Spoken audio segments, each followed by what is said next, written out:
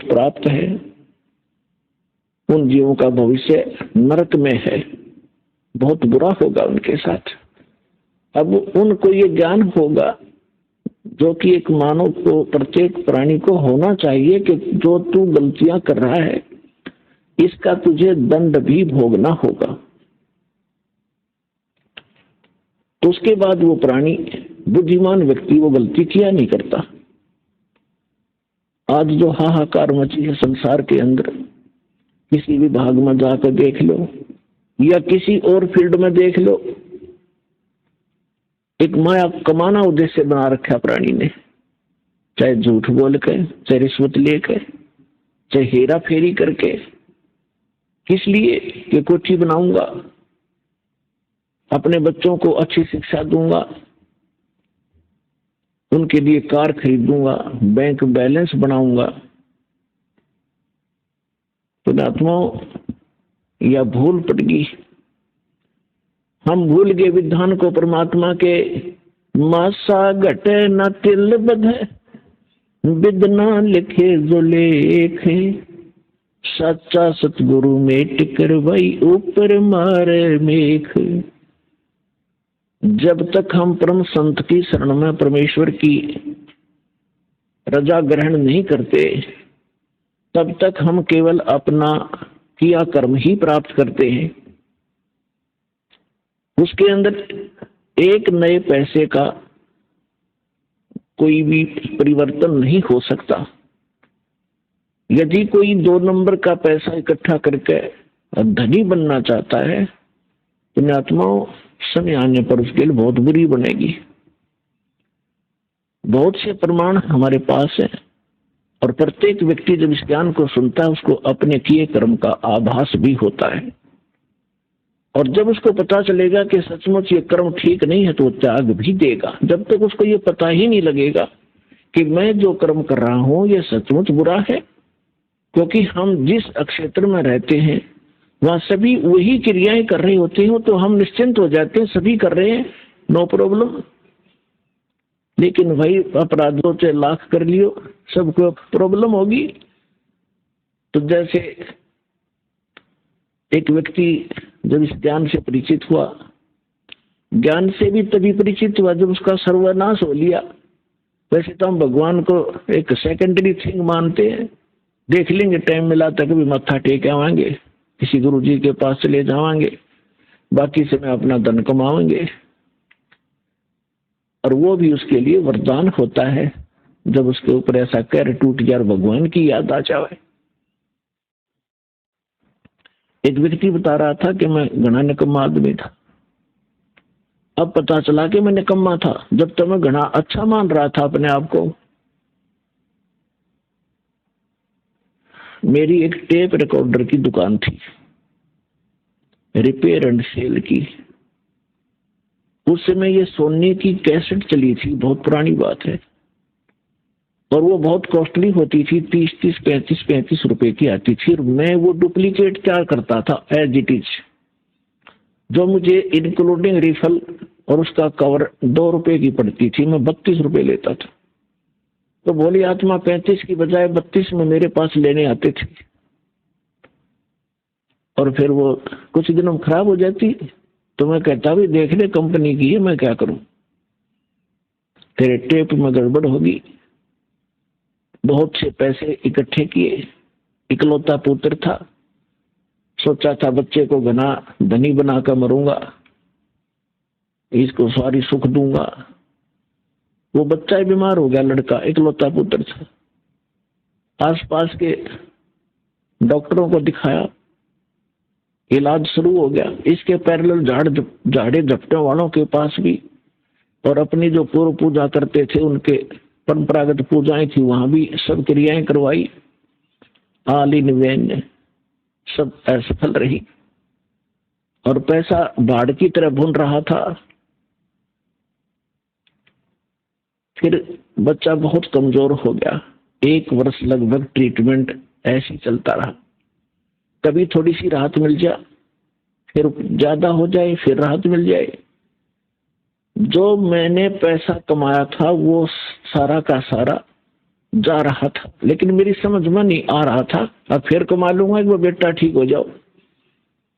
फिर क्या पता चला कि उसके दोनों किडनी फेल होगी। ऑल इंडिया इंस्टीट्यूट दिल्ली ले गया। उन्होंने बताया कि अति शीघ्र ट्रांसप्लांट कराओ, नहीं तो बच्चा नहीं बचेगा। जैसे तैसे किसी से कह सुनकर और एक गुर्दा प्राप्त किया।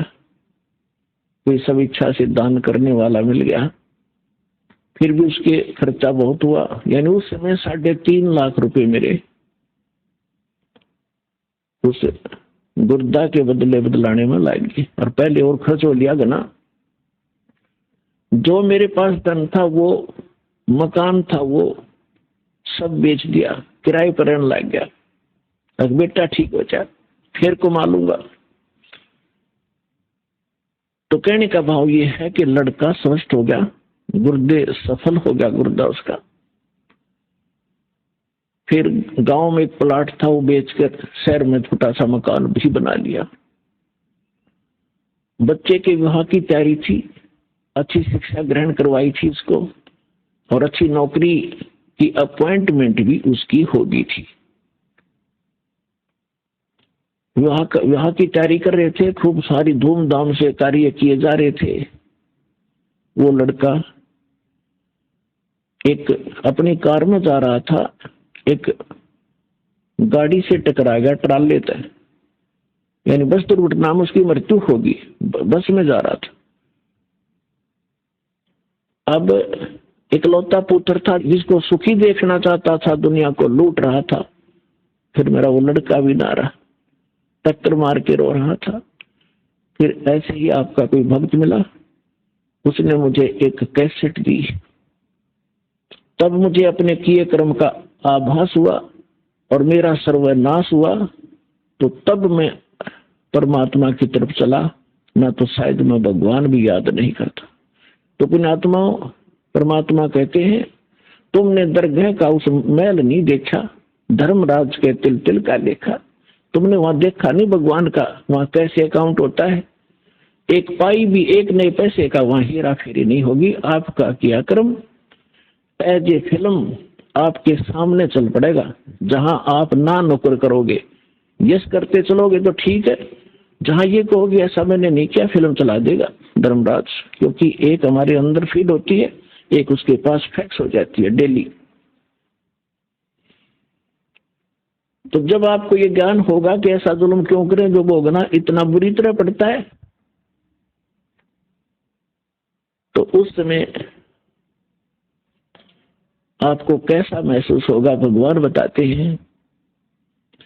जैसे कर का जहर का रंग होरी हो, कहो कौन तिस खावे राम रंग होरी हो। यदि आप होली यानी होली मनाना चाहते हो, खुशी मनाना चाहते हो, तो परमात्मा के इस राम नाम की होली में आप समावेश कर लो। इसमें ये राम नाम की होली में आप अपना पार्ट कर लो, हिस्सा कर लो, यानी पूर्ण संत को गुरु बना लो।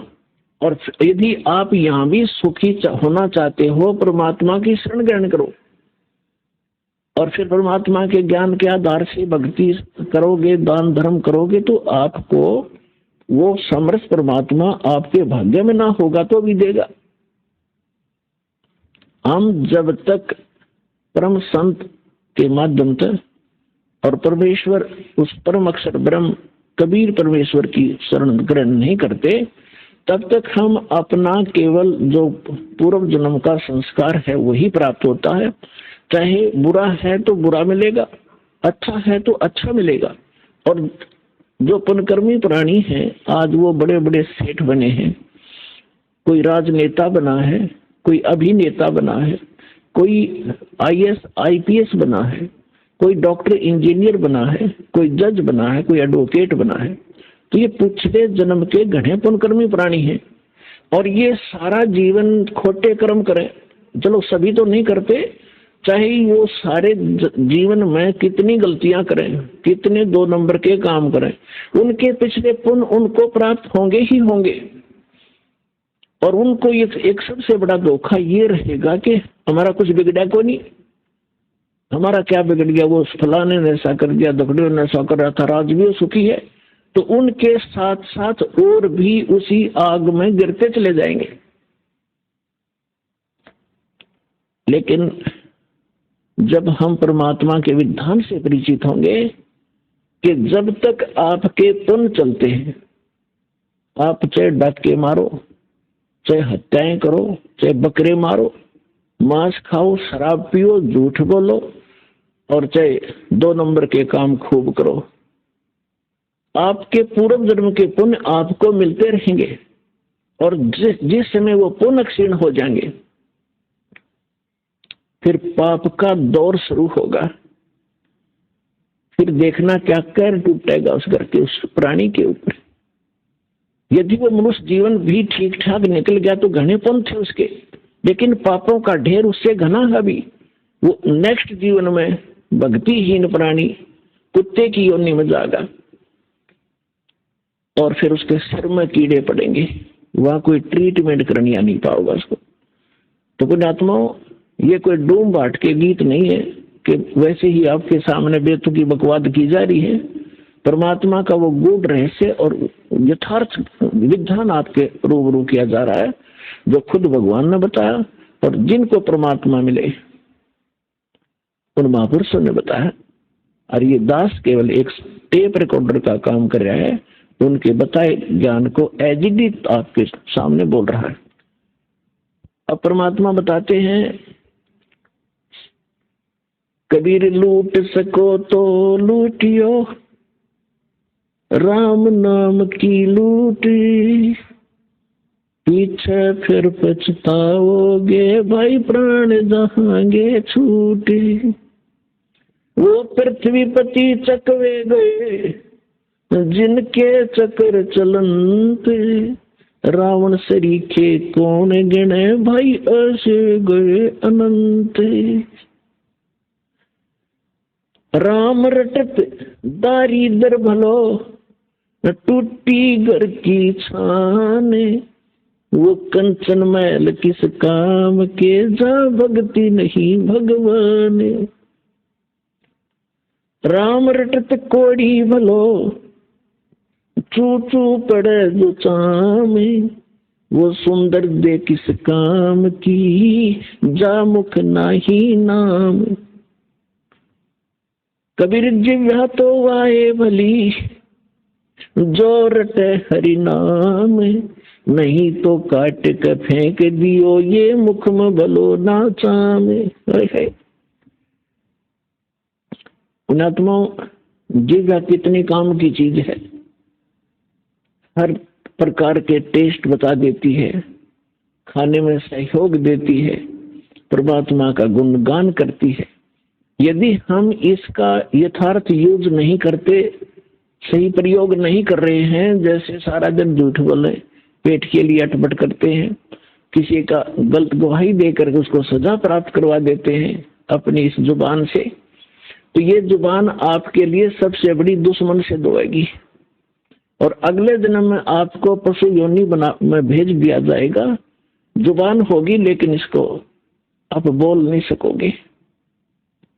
तो परमात्मा कहते हैं यदि भक्ति नहीं करते हो, परमात्मा की गुणगान नहीं करते हो, इसके अतिरिक्त आप केवल रोजी रोटी या किसी अन्य को सताने के लिए जिह्वा का प्रयोग करते हो। कबीर साहब कहते हैं, हित पराई आत्मा जीव बांध तलवार।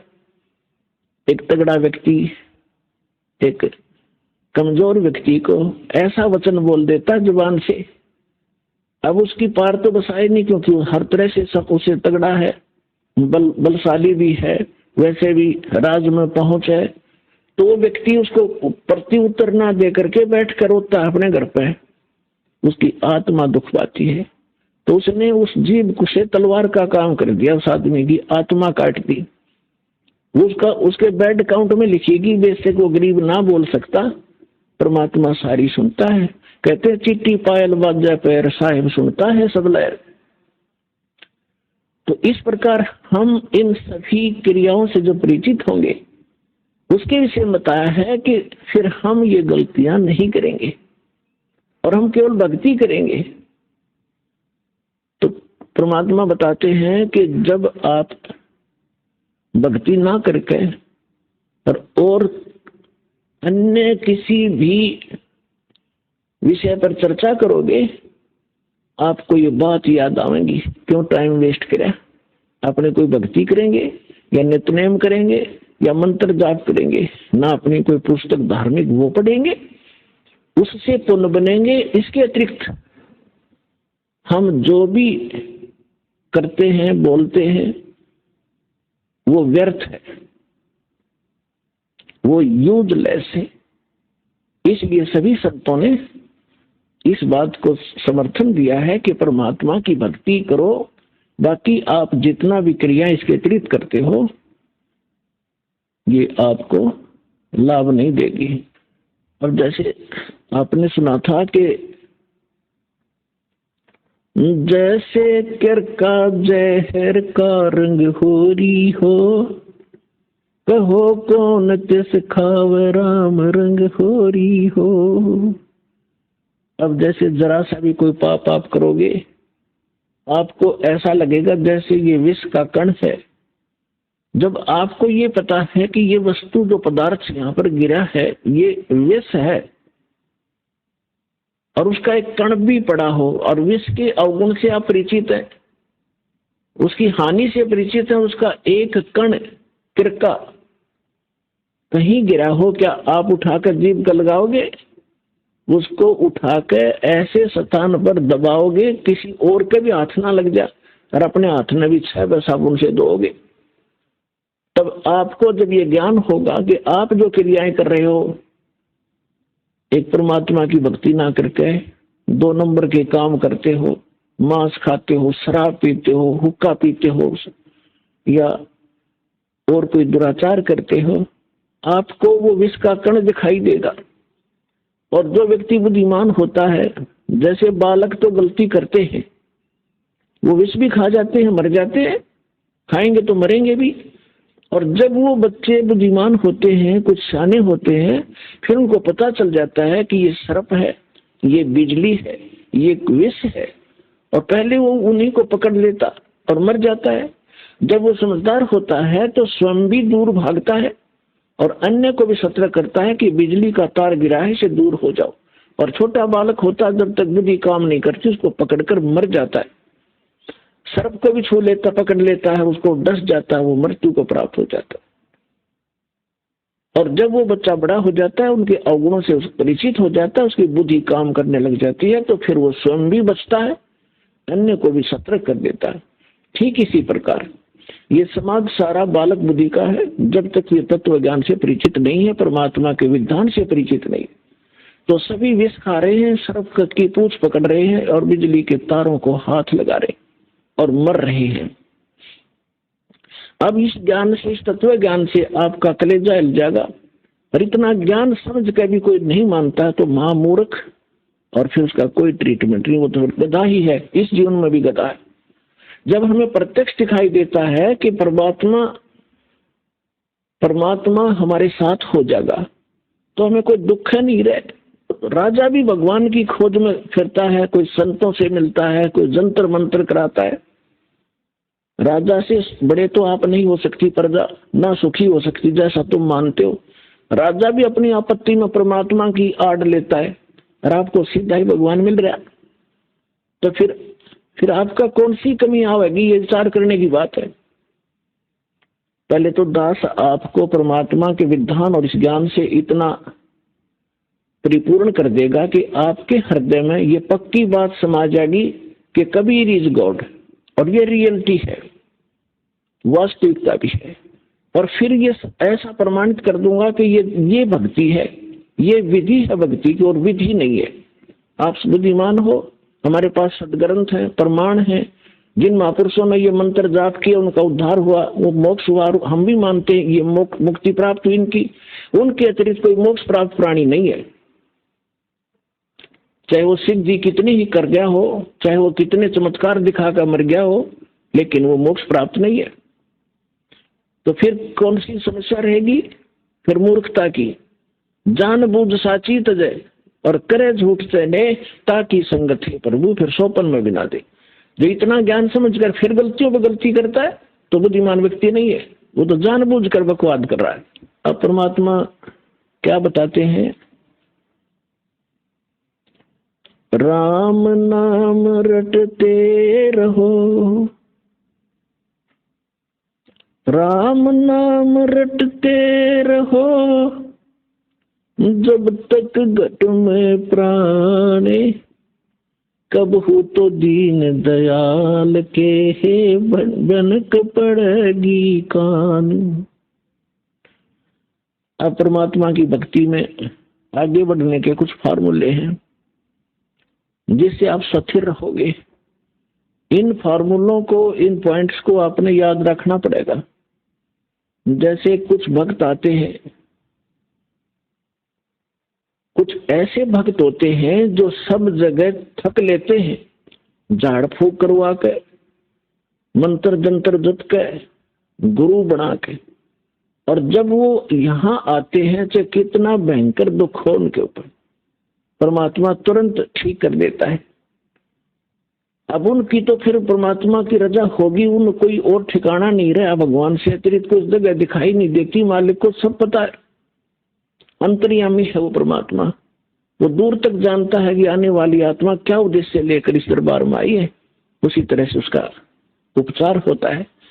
जो ऐसे आते हैं उनको तुरंत, देखो दास तो एक पीएन है उस कबीर भगवान का, चपड़ासी हो, आपकी अर्जी दास के पास आती है, दास उस परम पिता की टेबल पर रख देता है। अब उसने यस और नो उस कबीर भगवान ने करनी है, और यहाँ सेकंडों में होती है। यहाँ कोई कार्यालय नहीं है, वो साइन होगा फिर वापस आओगी, सेकंड्स के भी कुछ क्षणों में वो सब अर्जी परमात्मा फैसला करता है। तो जो भी आता है जैसी उसकी अंतःकरण की भावना होती है, दास आपकी अर्जी दास के पास, दास की परमात्मा के पास, तो फिर करना उस मालिक ने है। तो कुछ ऐसे आते हैं उनको तुरंत राहत मिलती है। मालिक को पता कि अब ये कहीं नहीं जाएंगे मेरे बच्चे, सब जगह थक लिए धक्के खा के। कुछ ऐसे आते हैं हमारे भक्त कहते हैं चलो वहां जाते ठीक हो जाओगे, चलो वहां जाते ठीक हो जाओगे। अब वो आ जाते हैं, दुखी तो आना ही होता है, लेकिन वो जैसे कुछ और रखते हैं कि ठीक है चलते हैं, ठीक हो गया तो ठीक है, नहीं तो नहीं। तो ऐसे नहीं बनती बात है। इसलिए दास सबसे पहले आपसे कहता है कि किसी को भी आप प्रेरित करो, अच्छी बात है, क्योंकि भूले को राह दिखाना एक परम कर्तव्य बनता सब है नागरिक का। तो ये सब भूले पड़े हैं, लेकिन उनको पहले ज्ञान समझाओ, उनको पुस्तक दो ज्ञान गंगा।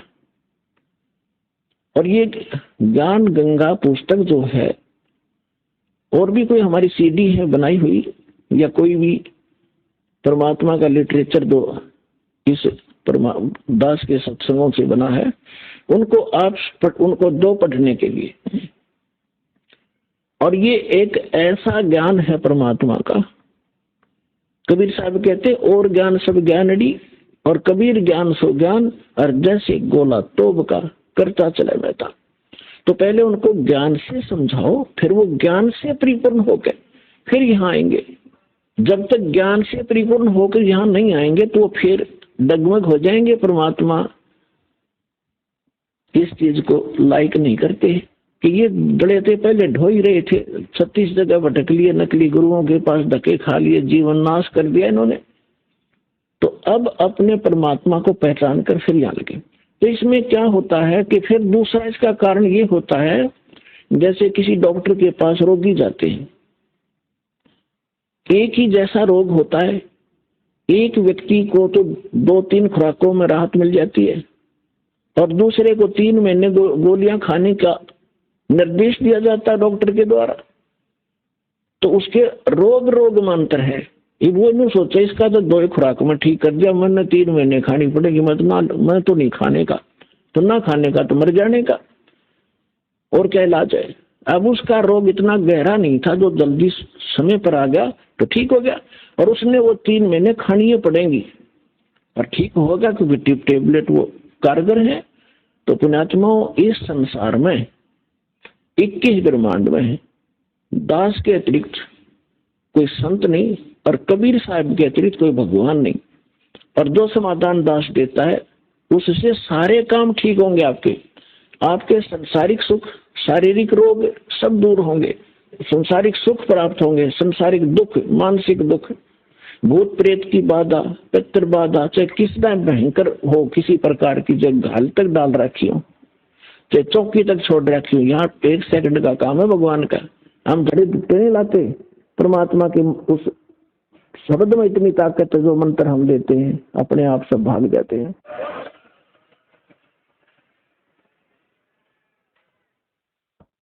फिर कहते हैं धीरे धीरे रे मना, धीरे सब कुछ होवे, माली सींचे 100 घड़ा, समय आवे फल होवे।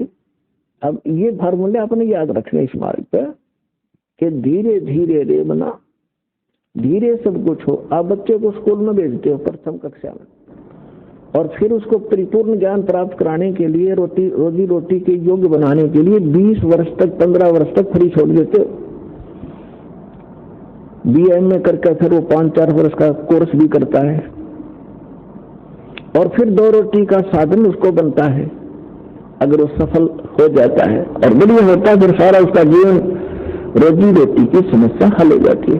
ठीक इसी प्रकार आपने ये आम का बीज बोया है, भक्ति, सत भक्ति। अभी तक आपने बबूल बो रखी थी, और बबूल बीज का ये आशा कर रहे थे कि हमें आम मिलेंगे मीठे मीठे, तो बबूल के तो काटे ही मिलेंगे, आम की इंतजार, आम की आशा व्यर्थ थी। तो जितने भी संत हैं, पंथ हैं और श्रद्धालु हैं, ये बेचारे उनको संत मानकर चले गए, उन्होंने राम नाम दे दिया, अब बीज दे दिया आम का कह के, और है वो बबूल का। उन बीज भी दिया, यानी साधना भी कर रहे हैं जैसा गुरु जी बता रहे हैं, वो फल भी रहा है। कुछ कहते हैं हमें तो ऐसे दिखाई देता है, प्रकाश दिखता है, वो प्रकाश से का बीज दे रखा है तुम्हारे जो प्रकाश युग काल है, जो स्वरूपी निरंजन। तो आम का बीज कहकर सतलोक सतपुरुष की कथा सुनाकर आपको बीज दे दिए, काल के 5 नाम काल के जानो, ये राधा स्वामी वाले, और सभी आस लगाए बैठे में सुख होगा, हमें मोक्ष मिलेगा, सपने में भी इंतजार मत करना। बीज आम का बीजिए और फिर वो प्रोसेस अपनाइए जो एक बीज को बोकर पेड़ बनाने तक जो क्रियाएं की जाती है, और फिर देखना। तो अब आपको आम का बीज मिला है, इसको बोइए, बीज दिया, अब इसकी सिंचाई कीजिए, इसकी सुरक्षा कीजिए। अब सिंचाई क्या है देखो पुणात्मा, दास इस मार्ग का मास्टर है, इस मार्ग का डॉक्टर है। आप सभी विद्यार्थी हो, दूसरे शब्दों में आप जन्म मरण के रोगी हो। तो इस दास को इसका पूरा कंप्लीट कोर्स पता है, आपको बताया जाता है, तो आप जी वैसे ही कीजिए और फिर देखना इसकी सफलता कैसे। जैसे ये मंत्र है, ये तो समझो बीज है, ये मंत्र जाप कर आपको दिए जाते हैं, ये तो समझो बीज है, बो दिया आपके अंतःकरण में, वचन की शक्ति तक प्रवेश कर दिया। अब इसकी सिंचाई करनी है, इसमें खाद पानी डालना है। तो उसके लिए कहा है, एक यज्ञ है धर्म की, दूजी यज्ञ है ध्यान, तीजी यज्ञ हवन की, चौथी यज्ञ परिणाम, और 5वीं यज्ञ है ज्ञान की। तो आप जी ने ये बीज बोने के उपरांत, जैसे खेत में किसान गेहूं बीज देता है, तो गेहूं बीज देने मात्र से सफलता नहीं होगी, उसमें खाद भी, पानी भी, उसकी सुरक्षा भी समय अनुसार देनी पड़ेगी, और उसमें घास फूस उग जाता है, उसको निकालना भी प्रॉपर पड़ेगा, तब वो सफलता प्राप्त होगी। इसी प्रकार आप जी ने ये 5 यज्ञ इस मंत्र के पैरेलल करनी पड़ेंगी। अब जैसे हम अज्ञानता के कारण अनाड़ियों के पास जाते थे, ये क्या क्या साधना बताते थे। कोई तो कहता था गायत्री मंत्र जाप कर ले, और कोई कहता था कि गीता जी का एक अध्याय डेली कर लिया कर पाठ कर लो। कोई जप जी साहिब की एक पुस्तक है उसको नित पढ़ने को कहते हैं। कुछ ये नित नियम का गुटका हमने बना रखा है गरीबदास के पंथ में, इस कुछ कहते हैं बस ये पढ़ लिया करो बेड़ा पार हो जाएगा। अगर मंत्र पता नहीं उठपटांग क्या देते हैं वो। तो पुण्यात्माओं, जैसे पहले हम गायत्री मंत्र को लेते हैं। गायत्री मंत्र क्या है? ये एक यजुर्वेद अध्याय नंबर 36 का मंत्र नंबर 3 है, और इन अनाड़ियों ने इसको पता नहीं क्या बना रखा था। इसके आगे ओम अक्षर लगा लिया, ओम भूर्भुवः स्वः तत्सवितुर्वरेण्यं भर्गो देवस्य धीमहि धियो यो न प्रचोदयात्। और इसमें हम निराग होत्या करते और इसको यूं मान्या करते इस तो मोक्ष होगा। ये प्रथम तो इसके साथ ओम नाम लगाने से ये मंत्र ही व्यर्थ हो जाता है। अब जैसे वेदों में महिमा पूर्ण परमात्मा की है और ओम नाम है ब्रह्म का, और महिमा ये इसमें इस मंत्र में महिमा है परमक्षर ब्रह्म की। यदि हम कोई पत्र लिखते हैं और उसमें शुरुआत में लिखते हैं मुख्यमंत्री या मंत्री, और वो भेजनी थी हमने प्रधानमंत्री गए, तो प्रधानमंत्री के पास नहीं जाएगी एप्लीकेशन, जिसको आपने एड्रेस किया वहां जाएगी, और वो उसका अधिकारी नहीं उसका आपकी एप्लीकेशन को सुन ले कुछ काम कर दे। हमने प्रधानमंत्री के एप्लीकेशन भेजनी थी और उससे हमें लाभ मिलना था। एड्रेस कर दिया उस मंत्री के या मुख्यमंत्री के, तो होगी व्यर्थ। तो ये ओम नाम इसके साथ लगाकर इसका और काम बिगाड़ लिया इन्होंने। दूसरी बात रही, अगर यदि इस ओम नाम ना लगा के और भूर्भाव से शुरू करके इसका बार बार आवृत्ति करते रहे, रिपीटेशन करते रहे, तो इससे लाभ क्या होगा? इसके अंदर लिखा है जैसे इलेक्ट्रिसिटी विद्युत, इस बिजली के गुण लिखे हो कहीं पे कि बिजली पंखा चलाती है, अंधेरे को उजाले में बदल देती है, और ये ट्यूबवेल से जल निकाल देती है, आटा पीस देती है, पंखा चलाती है। तो इसके गुण लिखे हैं ये। इसको चाहे श्लोक बना लो, इसकी चाहे कविता बना लो, चाहे इसका कोई भजन शब्द बनाकर ढोलक पीट कर गा लो, चाहे सारंगी ठागा हारमोनियम बांध कर गा लो, वो गुण चाहे वैसे बता लो कि बिजली पंखा चलाती है, बिजली अंधेरे को उजाले में बदल देती है, ट्यूबवेल से जल निकाल कर सिंचाई कर देती है, और बिजली आटा पीस देती है, पशुओं का चारा काट देती है। तो ये गुण तो उसके अंदर विद्यमान है। इसने एक बार पढ़ लो, चाहे इसने सारी उम्र बांच लो, वो गुण उसमें विद्यमान है। पर वो प्राप्त कैसे होंगे आपको? वो गुण प्राप्त कैसे हो, वो मेथड कौन सा है, वो भिन्न है। ये तो ज्ञान हो गया, ज्ञान यज्ञ है ये कि इस वस्तु में ये गुण है। अब वो प्राप्त कैसे हो वो गुण, उसके लिए सारा तरीका ही अलग है। उसके लिए उस ऑफिस का पता चाहिए जहां से वो कनेक्शन मिलता है। वहां फिर जाकर वो कहेंगे ये फॉर्म भरो, ये फॉर्मेलिटी लाओ, वो सारा पूरा करके एप्लीकेशन लगाओ, समय आने पर आपका कनेक्शन मिल जाएगा। तो जो गुण गाया करते थे आप उस बिजली के, अब आपको वो प्राप्त होने शुरू हो गए। फिर गाओ चाहे मत गाओ, वो गुण आपके शुरू हो गए। और फिर भी वो अच्छा है, बिजली बटन दबा दे, इतना ज्ञान तो रहना ही चाहिए कि बल्ब जगाना है ये बटन दबाओ, मोटर चलानी है ये दबाओ। ज्ञान यज्ञ फिर भी पैरेलल रहेगी, तो वो आपको सहयोग देगा, लेकिन जब तक कनेक्शन नहीं मिलेगा वो लाभ प्राप्त नहीं होंगे। तो इसी प्रकार पुण्यात्माओं, अभी तक ये ज्ञान का टोटा रहा और हम धोखा यूं खाते रहे कि ये संत जो है ये पहुंचे हुए हैं। बताइए सतपाल जी महाराज और ये बाल योगेश्वर जैसे, इन्हें कक्का नहीं पता भक्ति मार्ग का, ये आसाराम जैसे और करोड़ों को डुबो के अरे अपना जीवन नाश करके चले जाएंगे। अब ये परमात्मा कहते हैं गुरुआ गाम बिगाड़े संतो गुरुआ गाम बिगाड़े, ऐसे कर्म जीव कला दिए ईव जड़े ना जाड़े। ऐसे उलझा दिया, न समझाओ तो उल्टे पड़े, न कहो वाह भाई वाह निंदा करता रामपाल तो, अरे भले आदमी हो, इसे बड़े बड़े माइक लाकर टेलीविजन पर मैंने निंदा करने में टाइम पाया। ऐसा मूर्ख हूं मैं कि मैं निंदा करूं, अपने कर्म बिगाड़ू। परमात्मा कहते हैं तिनका कबू ना नींदिए जो पाया तले हो, और कभी उड़ आखन पड़े पीर घडेरी हो। हम तो तिनके की निंदा नहीं कर सकते, इतना पाप लगे हमारे को। लेकिन जो परमात्मा ने डंडोरा पीटा था, सच्चाई कहा था ढोल के डंके पे, आज सेवा दास को मिली है, और आखिरी सांस तक जमाऊंगा तो सांस तड़के निकल जाओ।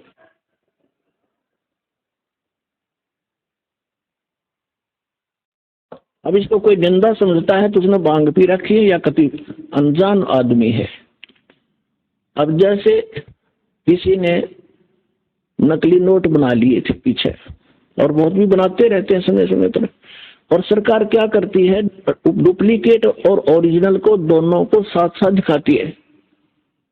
टीवी के माध्यम से, समाचार पत्रों के माध्यम से दोनों के फोटो दिखाए जाते हैं और बताया जाता है कि नकली ये है, ओरिजिनल में ये गुण है, इनमें ये भिन्नता है। तो क्या सरकार आलोचना करती है, महापरोपकार करती है, ना ठग लूट ले जाते संसार को। तो ये दास कर रहा है। हमारे ओरिजिनल नोट है हमारे सदग्रंथ, और वो महापुरुषों के अमर वाणी जिनको भगवान मिला, और ये डुप्लीकेट अनुभव है इन संतों के जो उनसे मेल नहीं खाते, उनको त्याग दो, ओरिजिनल नोट ग्रहण करो गुरु वाला आश्रम में आके। इतनी सी बात है। अब इसको कोई निंदा कहता है तो कुछ दिनों में फिर वो इस ज्ञान को समझकर गुणगान किया करेगा, रोया करेगा एकांत में बैठ के, कैसे महापुरुष के बारे में मैंने क्या शब्द बोल दिए। कबीर साहब कहते हैं सतगुरु के सजदा करूं कर्म छुटाए कोट, और जो ऐसे सतगुरु की निंदा करे फिर जम तोड़ेंगे होठ। उसके बुरा हाल होगा उन लोगों का आगे चल के, समय पर ना सब ले तो प्रसंग जो चल रहा है उसी पर आते। इस भक्ति बीज को सफल करने के लिए बहुत से प्रोसेस है, प्रोसीजर है। इन सभी को आपने रेगुलरली अपनाना पड़ेगा। जैसे किसान फसल की देखरेख, उसमें सिंचाई, खाद, पानी समय अनुसार और उसकी सुरक्षा आखिरी दम तक संभाल करता है, सुरक्षा करता है। तो कबीर साहब कहते हैं पाकी खेती देख के गर्भाइयों मत किसान, अब हो झोले बहुत है घर आले तब जाए। अब जैसे कई भक्त जो अपना जीवन नाश कर गए, यहाँ से एक दो परिवार चले गए, सारे सुख हो क्यों यहाँ के तो सुख सागर है। जब एसी रूम में बैठोगे तो ठंडक रहेगी, फिर वो भूल जाते हैं एसी रूम से बाहर गर्मी भी है। जहाँ एसी नहीं है तो वो कुछ दिनों में निकल जाते हैं अंडमन करके, और बाहर जाके फिर उनको पता चलता है कि क्योंकि जो उन्होंने 2-4 वर्ष पुण्य इकट्ठे कर लिए यहाँ रेगुलर शास्त्र अनुकूल साधना करके भक्ति करके, और 2-4 वर्ष वो यहाँ रहे हैं, तो उनको वो पुण्य संग्रह हो गए उनके। अब वो पुण्य काल देगा ही देगा उनको। अब वो क्या गलती करते हैं, क्या कहते हैं एक दूसरे भक्त को कि हमने तो 3 वर्ष हो गए नाम छोड़ दिया, हमारा क्या बिगड़ गया, सब भटभट की बातें हैं, घर बैठ कर भक्ति कर लेंगे। तो वो एक आध न और डबो सकते, इसलिए दास आपको ये फाउल पॉइंट बता रहे हैं ताकि ऐसा कोई सिर फिरा मिल जाए गुरुद्रोही तो उससे भी बचना आपने। क्योंकि परमात्मा कहते हैं जैसे माता गर्भ को रख यत्न बना और ठेस लगे दक्षिण हुए, क्रिया से भक्ति नसावे। तो भक्ति का नाश शीघ्र हो जाता है, इसको प्रफुल्लित करने में समय लगता है। जैसे आम का पौधा बो दिया, 2-3 वर्ष में इतना को होगा 5-4 फुट का, और तोड़ने वाला एक बार तोड़ जाएगा। अब उसको इतना बनाने में तो 3 वर्ष लग गए, और तोड़ने वाले ने 1 मिनट में कर दिया काम, नाश हो गया। तो भक्ति का नाश तो शीघ्र हो जाएगा, लेकिन इसको प्रफुल्लित करने में आपको सावधानी बरतनी पड़ेगी। तो उनके साथ क्या होगा, अब दास देख रहा है कि आज से 10 वर्ष पहले एक परिवार छोड़ गया था, उनको पहले इतना कष्ट था गिनती नहीं हुआ। 3 वर्ष 4 वर्ष वो भक्ति में रहे, सारे सुख हो गए, फिर अटपट भागी छोड़ गया। अब 10 वर्ष के बाद फिर नाक रगड़ा, नाक है कि हम पर तो वही दुख फेर हो गए। और मैं रोज यही आपको रोज सतर्क कर रहा हूं कि ये गलती मत करो, मत करो, आप मार खा जाओगे।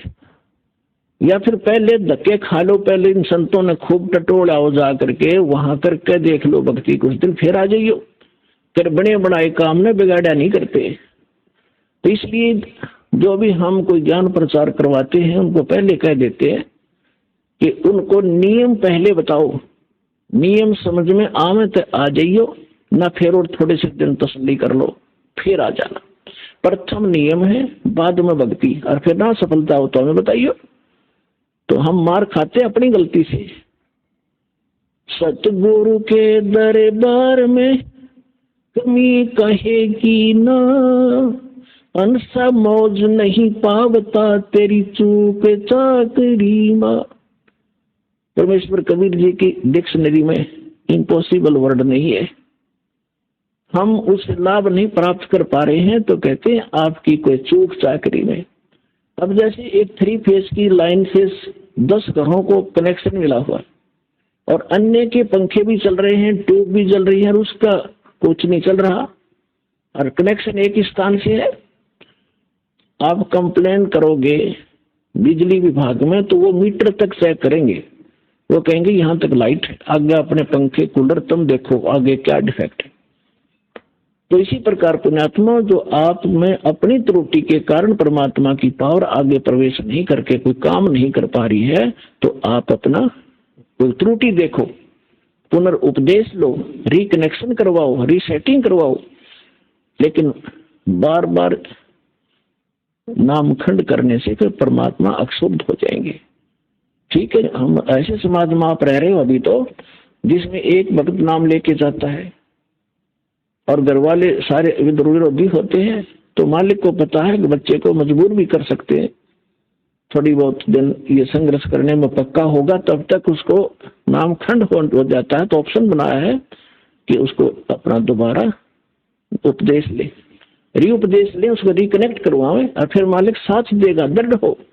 कबीर साहब कहते हैं सतना छोड़े सूरमा, सत छोड़े पतदा, और सत के बांधे लक्ष्मी या फिर मिलेगी। अब जैसे इस दास ने जब शुरुआत करी, मेरे घर वाले सुनने को तैयार नहीं थे इस मार्ग को। मेरा भाई जहां भी मैं जाता था भक्ति में साथ रहता था, लेकिन जब ये ज्ञान उसको सुनाया था वो भी चिंगर गया। मैं बोला इसे योग ये था, फिर मैं भी सुना इससे बड़ा कोई हो सकता है। और जब उनको ज्ञान हुआ सारा परिवार और सबसे आगे खड़े हो गया वही भाई आकर के। तो संघर्ष फिर हमने नहीं छोड़ा, इस बात को लगे ही रहे। और आज देख लो कितना विरोध हुआ, जेल तक भेज दिया झूठा केस बना के इस दास पे, लेकिन आज सफल हुए। परमात्मा कहते सत ना छोड़ सूरमा, सत छोड़े पतदा, और सत के बांधे लक्ष्मी फिर मिलेगी। हम परमार्थ में लगे हैं, स्वार्थ में गलती कर आदमी 100 बार जेल जाओ, और दुष्ट कर्म है उसका। यदि कोई अपराध करके जाता निरपराधी, तो एक स्वतंत्रता जैसी लड़ाई है। अज्ञान से ज्ञान को स्वतंत्र करवाना है, जीव को काल से स्वतंत्र करवाना है। इससे बड़ा संघर्ष और इससे बड़ा पुण्य में कर्म इस पृथ्वी का नहीं है। आत्म प्राण उद्धार ही ऐसा धर्म नहीं, और जीव का उद्धार करा दे इससे बड़ा कोई पुण्य नहीं पृथ्वी पे। तो वो दास कर रहा, और अब मेरे बच्चे भी सारे लगते हैं, तुम उसी में लग जाओ, सब अपने भाई बहन हैं।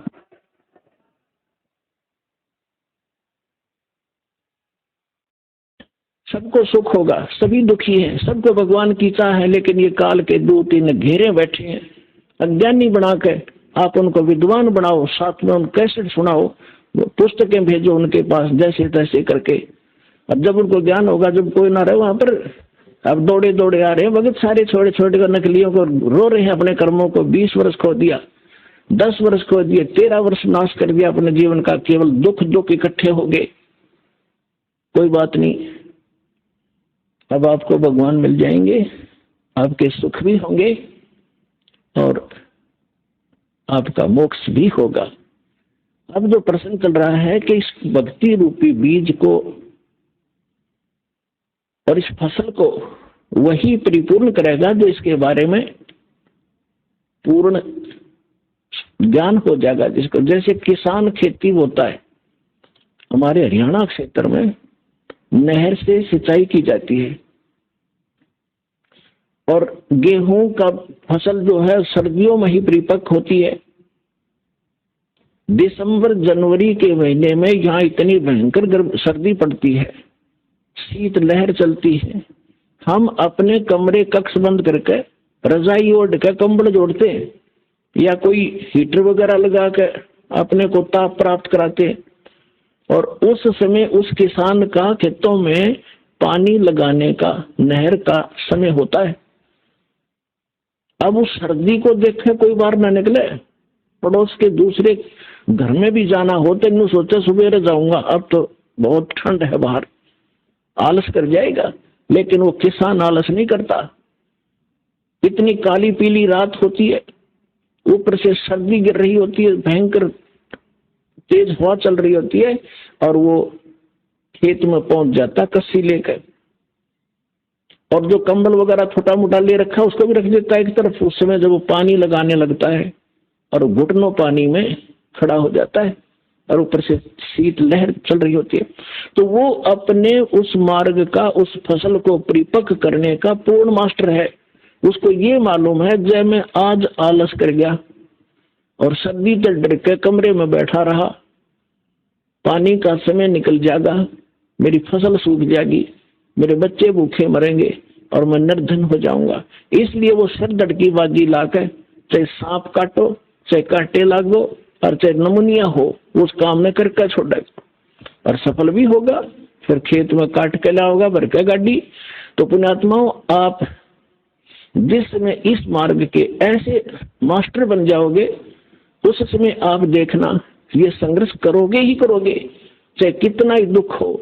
दुख तो मान के मार्ग में होता नहीं, लेकिन हम महसूस थोड़ा सा कर लेते हैं, परमात्मा फिर साथ रहता है। आप जब मालिक के लिए संघर्ष करते हो, वो कोई बालक थोड़ा ही है। पिछले इतिहास देख लो, मीराबाई ने संघर्ष किया, उसके साथ कैसे पैर ढाए थे और मालिक ने पल पल पर मदद की उसकी। विष का प्याला प्यार दिया था तो नहीं मरी। विष का गुण नाश कर देता है बॉडी को, और परमात्मा ने गुण बदल दिया भगत के कारण। तो उसके हाथ में सब पावर है। तो हम अपने भगवान को, उस समर्थ परमात्मा को पहचान कर और इस मालिक के मार्ग को ग्रहण करके फिर इतना दृढ़ होकर चलना पड़ेगा आपने। फिर सफलता देखियो, फिर इसका फल देखना, यहाँ भी सुख होगे और सतलोक में जाओगे सीधे जहाज में बैठ के। ये गारंटी देता दास आपको।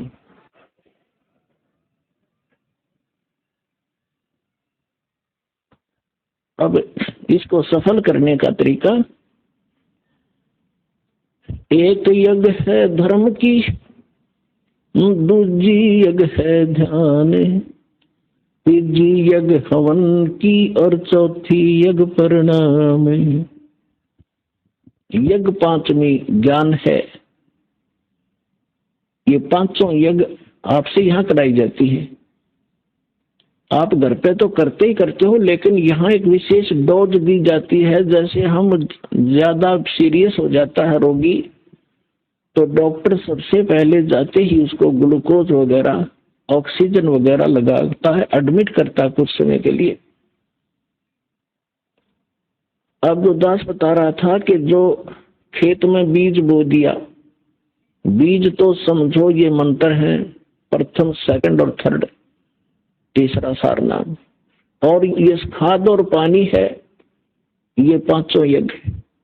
तो बुद्धिमान को संकेत बतेरा होता है कि किसान को मालूम है बीज बोन देने तो काम नहीं चलेगा, उसमें खाद भी डालना पड़ेगा। यदि आपके पास पैसा नहीं है किसान के पास, तो किसी तो उधारे लेगा या कितना ब्याज पे लेगा और उस खेत में खाद पानी प्रॉपर डालेगा। उसको मालूम है कि फ्री फल गया तो आपका कर्ज उतर जाएगा।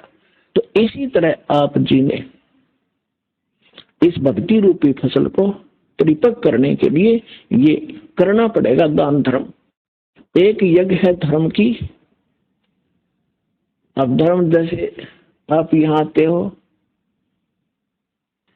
यहाँ कोई रोटी खाने नहीं आता, कोई यहाँ परमात्मा के लिए आते हैं, अपने संकट के निवारण के लिए आते हैं, अपनी आत्मा के कल्याण के लिए आते हैं। तो यहाँ वो भक्त आते हैं। कौन भक्त? जो परमात्मा के घने लाडले होते।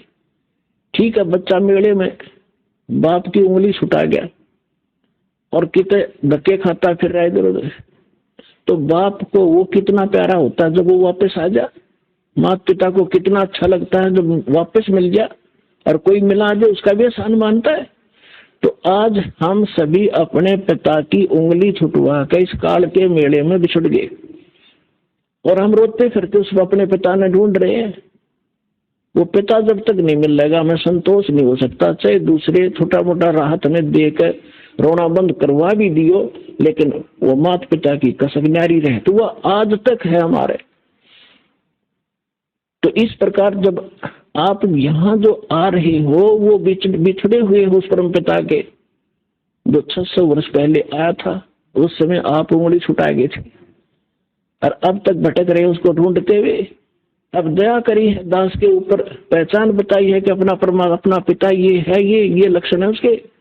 आप इस काल को पिता समझ रहे तो स्वार्थी है। तुम्हें होटल पर नौकर रखा हुआ है 2 रोटी के लिए, ये तुम्हारा पिता नहीं, सुखी नहीं दे सकता होटल का मालिक अगर वहां कोई नौकर है। तो आप इस होटल के मालिक के नौकर हो, 2 रोटी के लिए मूर्ख बना रखा है तुम्हारे को अपने स्वार्थ सिद्धि के लिए। तो अब ये ज्ञान आपको कराया गया है कि ये है आपका पिता, ये देगा आपको सारा सुख, आपकी संपत्ति का हिस्सा देगा, ठाठ से रहोगे, धनी है ये। आप एक कंगाल के नौकर थे इस काल के। तो जितने भी भक्त आत्मा यहाँ आ रहे हैं और जो इनको माध्यम बनता है अपने पिता का घर बताने के लिए, उसका भी एहसान परमात्मा उसको भी इतना ही क्रेडिट देता है। अब यहाँ तक बताया है परमेश्वर ने अपनी वाणी में कि एक जीव को उस काल के खेमे तय काल के ग्रुप से निकाल कर और परमात्मा से जोड़ देगा, बता देगा रास्ता ठीक। उसको इतना पुण्य होगा जैसे करोड़ गायें अट्ठे में कटती हुई बचा दी हो, इतना पुण्य मिलेगा उस प्राणी को जो यहाँ तक का रास्ता बता देता है। तो अब यहाँ आ जाता उसका तो कहना है कि कितना फल मिलेगा। अब जैसे एक प्राणी यहाँ ना आता, फिर अगले जन्म में गधा बनेगा, कुत्ता बनेगा, बकरा बनेगा, मुर्गा बनेगा, कितनी दुर्गति होगी। और उसका वो कहर टलवा दिया उस प्यारी आत्मा ने, समझदार ने, और अपने पिता के घर छोड़ दिया।